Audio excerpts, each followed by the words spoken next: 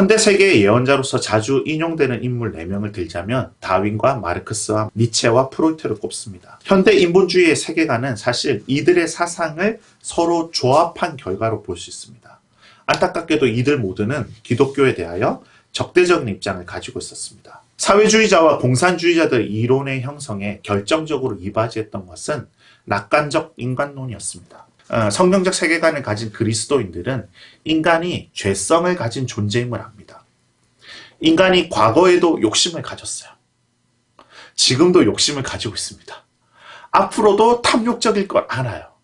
그래서 그것을 어떻게 견제하여 사회 질서를 만들어 나갈까를 고민했던 것이죠. 그러나 하나님을 부인하고 성경을 부인한 사람들은 인간에 대하여 과도한 기대를 가지고 있었습니다. 유물론 철학자들은 적절한 교육과 법적인 시스템만 있으면 인간은 더 나아질 것이고 훌륭한 유토피아를 만들어낼 수 있을 거라는 착각에 빠졌습니다. 19세기 중엽에 완전 평등의 이상을 과학적인 기법으로 정립한 사람이 있었으니 바로 마르크스인 거죠. 이 마르크스는 과학적 사회주의라는 이론을 고안했습니다. 다른 이름으로는 진화사회학이라고 불러요. 다윈이 종의기원에서 밝힌 이 진화론에 입각해서 이 진화론을 사회적인 관점에 적용시킨 결과인 거죠. 때문에 마르크스 장례식에서 엥겔스가 이렇게 말했습니다. 다윈이 유기적 자연의 발전 법칙을 발견한 것과 같이 마르크스는 역사의 법칙을 알아냈다. 또한 당시의 사회 환경은 마르크스의 이론에 설득력을 더했습니다. 기계에 의한 대규모 생산이 일어나자 불평등한 노사관계들이 생겼죠. 새로운 형태의 도시 빈곤을 만들어냈습니다. 또 신흥 부자들은 사치스러웠어요. 이를 통하여 자본주의에 대한 적대감이 계속해서 커졌습니다. 이제까지의 사회주의는 지식인들의 이상에 지나지 않았지만 이제 노동자 계급 가운데서 거점을 만들어내게 됩니다. 저 봐라! 생산수단의 소유 여부가 사회 계급을 만들어내지 않냐. 노동자가 일하는데 수익은 자본가가 쓸어가고 있지 않냐. 이렇게 모순에 찬 자본주의는 무너지고 말 거다. 사회주의 혁명에 함께 나서라! 이렇게 되는 거죠. 사회주의 혁명의 궁극적인 결과는 인간의 총체적 해방이었습니다. 마르크스가 말하는 자유는 종교개혁자들이 말했던 자유와 전혀 성격이 다릅니다. 마르크스가 주장한 진정한 자유란 인간 존재를 물질에 대한 예속으로부터 해방시키는 것이었습니다. 그래서 사유재산의 철폐를 외쳤던 것이죠. 사실 이 마르크스의 여러 이론들은 현실 공산주의에서는 전부 거짓된 것으로 판명이 났습니다. 마르크스가 얘기한 자유는 그 어떤 현실 공산주의에서도 이루어지지 않았습니다. 도리어 아주 일부의 지식인 계층이 노동자와 농민 정체를 영구히 억압하고 지배하는 독재 국가의 형태로 발전되게 되죠. 그에 반해서 자본주의는 비록 위기를 겪기는 했어도 계속적으로 지금까지 발전되어 왔습니다.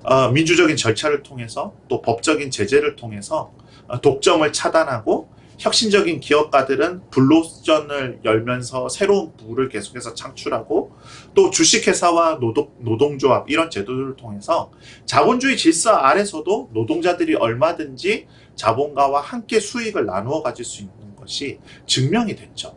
그리고 사회의 부요함을 가지고 왔던 것입니다. 그러나 공산주의 실험은 아주 쓰디쓴 열매를 맺게 되는 거죠. 레닌과 공산주의 혁명에 대해서 말씀드리겠습니다. 여러분, 레닌의 일대기를 읽어보면 그의 혁명에 대한 열정이 가난한 자들을 향한 연민이 아니었음을 알게 됩니다. 젊은 시절 시위에 가담했다는 이유로 대학에서 퇴학을 당해요. 그리고 자신의 형을 정부 경찰이 처형을 하게 됩니다. 그 레닌의 마음 안에 증오와 원망의 감정이 올라왔겠죠. 그래서 그는 자신의 삶을 망친 기존의 사회 정치 질서를 완전히 파괴하기로 마음먹게 됩니다. 1차 세계대전이 일어납니다. 국민들의 삶이 피폐해지고 1차 세계대전이 진행되던 가운데 러시아 사람들은 황제를 폐위시켜버려요. 이 권력의 공백이 당시 해외에서 유학 중이었던 레닌에게는 절호의 기회가 된 것이죠.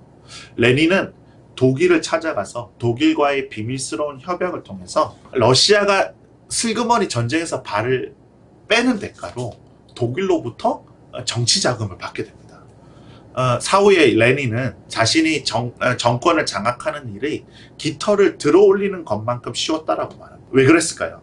레닌은 자신과 또 공산당이 러시아의 정권을 장악하는 과정을 모든 인민의 대표기구인 소비에트, 그들에게 정권을 이양하는 것이냐 위장을 했어요. 그 약속을 믿고 사람들은 레닌에게 권력을 이양했지만 그 위에 알다시피 어떻게 되죠? 러시아의 공산당, 레닌의 볼셰비키 당이 무려 74년 동안 일당 독재를 펼치게 됩니다. 국민들은 속은 것이죠. 모든 토지와 산업시설은 국가에 귀속되었고 공산당의 재산이 됩니다. 중앙정부가 수립한 계획에 따라 국가 경제를 더 부흥시킬 수 있다고 하는 이들의 신념과 또 그 시도들은 모두 쓸모없는 것으로 드러나게 됩니다. 수치가 증명을 하죠. 이 공산당의 부실 경영으로 말미암아 생산량이 급격히 떨어지게 됩니다. 그리고 시장은 완전히 철폐된 것이 아니라 지하로 자리를 옮겼어요.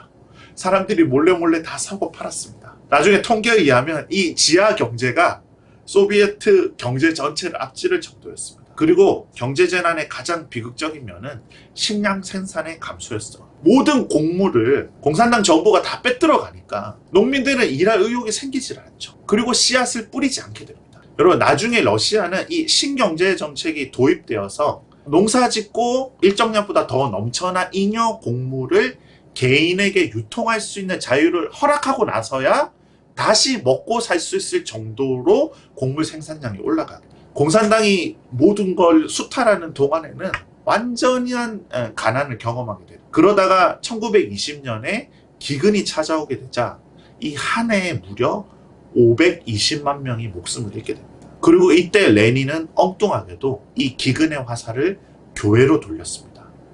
당시에 레닌이 정보부 국장에게 보낸 메모 내용이 이렇습니다. 지금 바로 우리들은 교회의 모든 보물을 무자비하고 야비하게 차압할 수 있고 반드시 차압해야 한다. 그러면 수천만의 금화를 자금으로 확보할 수 있을 것이다. 그렇게 해서 차압한 교회의 재산은 기근을 줄이는 데 사용된 것이 아니라 소비에트 정권의 유지를 위하여 사용되었습니다. 정권을 계속 잡기 위해서는 공산주의자들은 폭력적으로 통치하지 않을 수 없었습니다. 이런 공산주의 정권의 성격은 이후에 이어진 모든 공산주의 정권에서도 마찬가지였습니다. 레닌이 늘 즐겨 말하던 말은 총체적이고 무자비한 폭력을 통해서 새로운 질서를 세우자는 거였어요. 얼마나 무서운 생각입니까? 레닌의 사후에 후계자가 된 스탈린은 당 내부의 개인의 지위를 굳히기 위한 수단으로서 공산당 당원 중 일부를 핵심 간부로 추대하여서 엘리트 특권층을 만듭니다. 이것을 노멘크라투라라는 이름으로 부르는데 이들은 특권을 누리면서 정권의 생존을 떠받치게 됐던 것이죠. 이들은 모든 기관의 모든 지위를 독점했고 특유의 권력과 부를 누리면서 새로운 착취 계급을 형성했습니다.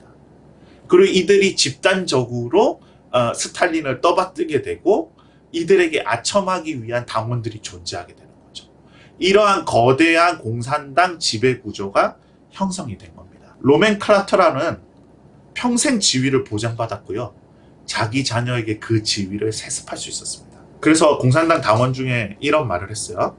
노멘클라투라는 다른 행성이 있다. 그들은 왕과 같다. 손가락으로 가리키기만 하면 실행된다. 갈수록 경제가 피폐해져 감에도 불구하고 이렇듯 다른 행성에서 특권을 누리던 공산주의 관료들은 심지어 다른 나라에도 공산주의 혁명을 수출하려는 계획을 세웁니다. 해외에 혁명을 퍼뜨리는 가장 좋은 기회는 또 다른 세계대전을 일으키는 것이다. 전쟁이 일어나면 러시아는 중립국으로 남아있다가 전쟁 참가국들이 기진맥진할 때 참가할 계략을 세우고 있었습니다. 비밀리에 독일과도 협약을 체결하고 러시아는 전쟁 준비에 돌입하게 되죠. 그리고 이 전쟁 준비와 방위 산업에 들어가는 자금들을 농민들을 통하여 거두어 드립니다. 정권은 이때 농민들 전체를 집단 농장으로 몰아넣고 국민들을 위해서가 아니라 국가를 위하여 일하도록 합니다. 당시 인구의 4분의 3이 정부의 농노로 전락하고 말았습니다. 이 우크라이나나 북카프카스, 카프카리스탄 이 소수민족의 지역에서 농민들이 저항하게 됩니다. 스탈린이 어떤 일을 했냐? 그 지역의 식료품을 다 빼들어갑니다. 그리고 굶주린 농민들이 먹을 것을 찾아서 그 지역을 벗어나려고 하면 총으로 사살했습니다. 농민들은 농장에 갇힌 채 굶어 죽었습니다. 이렇게 스탈린이 만들어낸 인위적인 재앙으로 인하여 600만에서 700만 명이 목숨을 잃었다고 추정되고 있어요. 혁명에는 적이 필요하다. 만약 적이 없으면 일부러라도 만들어야 된다. 이게 공산당의 전략이었습니다. 스탈린은 권력의 장악을 위하여 주기적으로 대대적인 숙청을 일삼았습니다. 일례로 공산당 창당 멤버 중에 20년이 지나고서도 살아남은 사람이 없었다고요. 레닌과 함께 공산당을 창당한 멤버 중에 스탈린 때 살아남은 사람이 아무도 없었습니다. 대표적으로 1937년부터 38년 대숙청에서는 무려 68만 명을 총살합니다.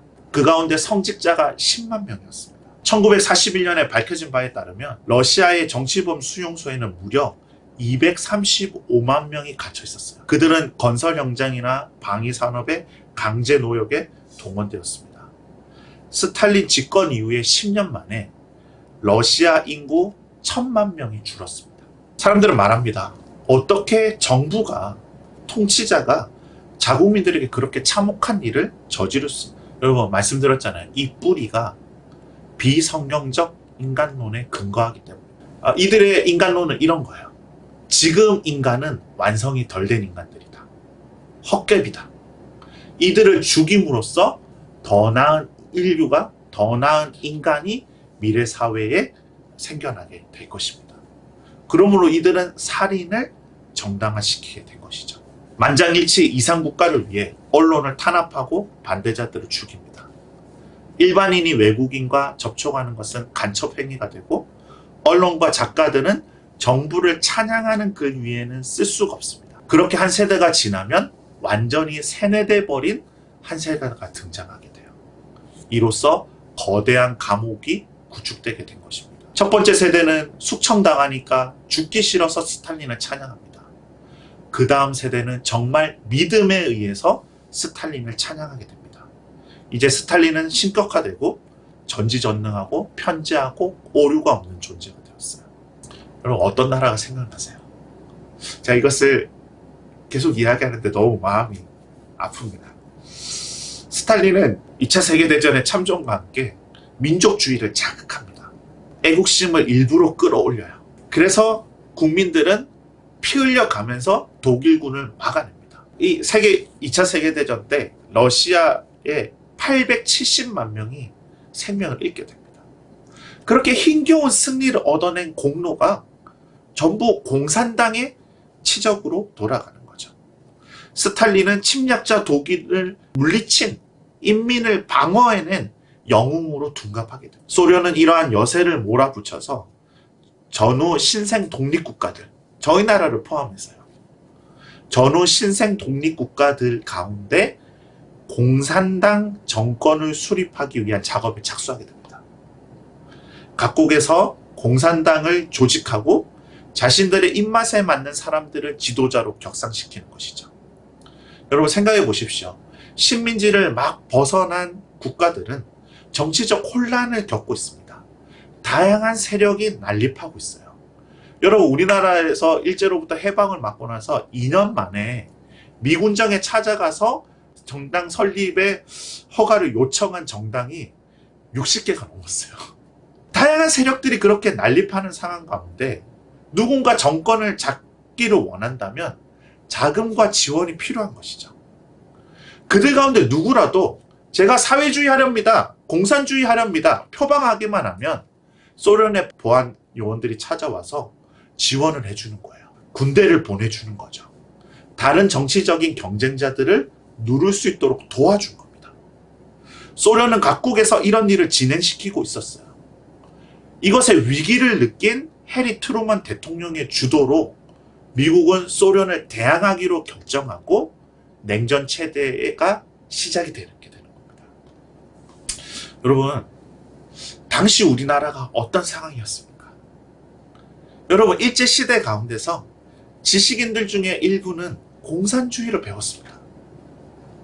또 다른 일부는 선교사들이 세운 학당에 찾아가서 복음을 듣고 자유민주주의의 가치를 배웠습니다.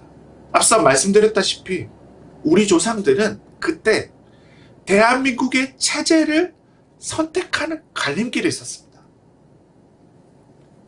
소련의 가치를 따르려는 공산주의자와 성령에서부터 출발한 자유의 가치를 지키려는 자유민주주의 세력은 도저히 함께 갈 수 없는 동반자였습니다.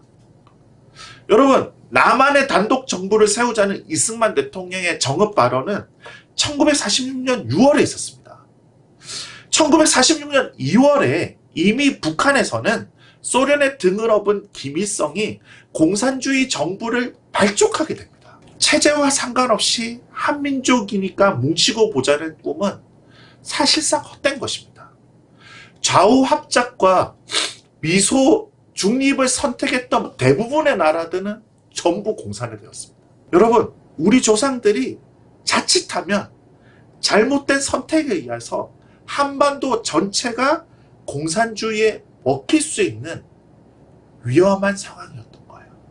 이미 김일성이 소련의 등을 업고 공산주의를 실천하기 위한 정부를 발족했다는 사실을 저희가 기억할 필요가 있습니다. 이럴 때 남한에 이미 일제 이전부터 일제 시간 가운데서도 해방이 되고 나서도 수많은 선교사님들이 영국과 미국에서 저희 나라를 찾아와 주셨고 학당을 세워 성경을 가르치면서 자유와 민주주의가 뭔지를 가르쳐 주었다는 거예요.